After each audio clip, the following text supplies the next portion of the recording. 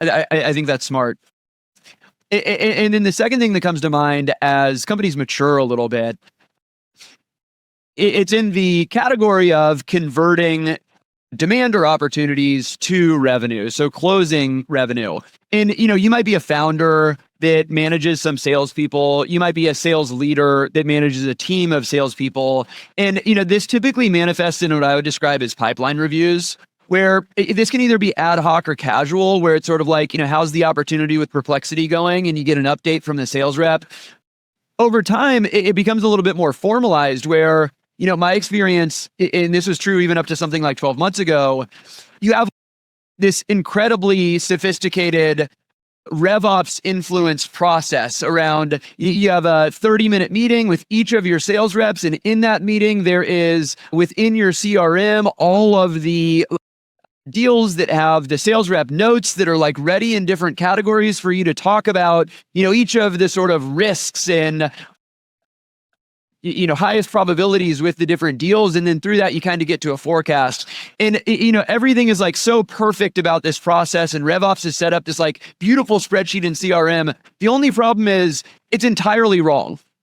And, you have like a sales rep that is adding their own like subjective experience about the account. Like they may want to influence the sales manager to think that the deal is going to close, or they may be forgetting about what actually happened on the call.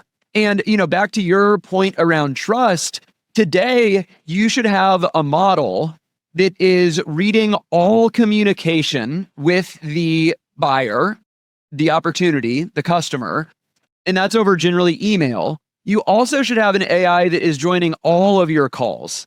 And the AI should be the one that is preparing for that meeting. And so when you come in, it's not actually the sort of like sales rep subjective information about the opportunity. This is like very matter of fact. You have a prompt given all of the data that you have in the model. What are the risks about this deal? What do you think the probability of this deal closing is? What are the suggestions that you have for the sales rep?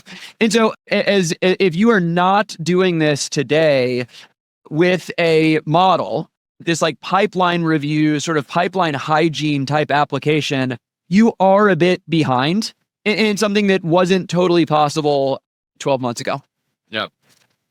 The one thing that you can rely on in terms of the direction of AI progress is the context windows will expand, right? You'll be able to feed more into the prompt and get a useful output. Right now, yeah, they claim 1 million tokens, 10 million tokens.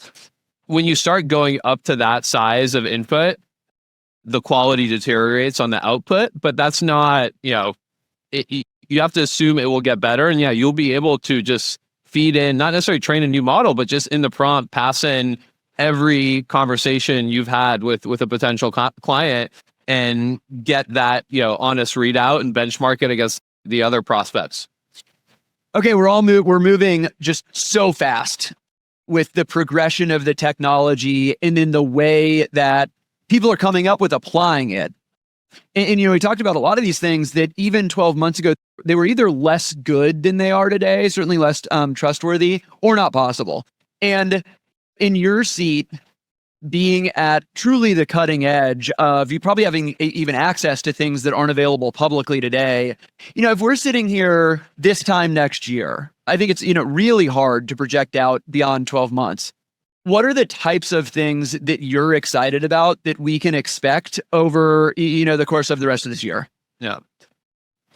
I like to answer that by saying what won't change, because in some ways that's a harder challenge. And I think going back to where we started, coming up with the right questions to ask will become the critical skill, right? And you can say that's a form of like prompting, but preserving the spark of curiosity and knowing where to take the next question, that's because the answers will keep getting smarter. The products of Perplexity will be better at incorporating many different sources, but it won't solve the cold start challenge, right? And so the cold start spark, that's the thing to focus in on. That's the thing that you can project will remain an evergreen problem.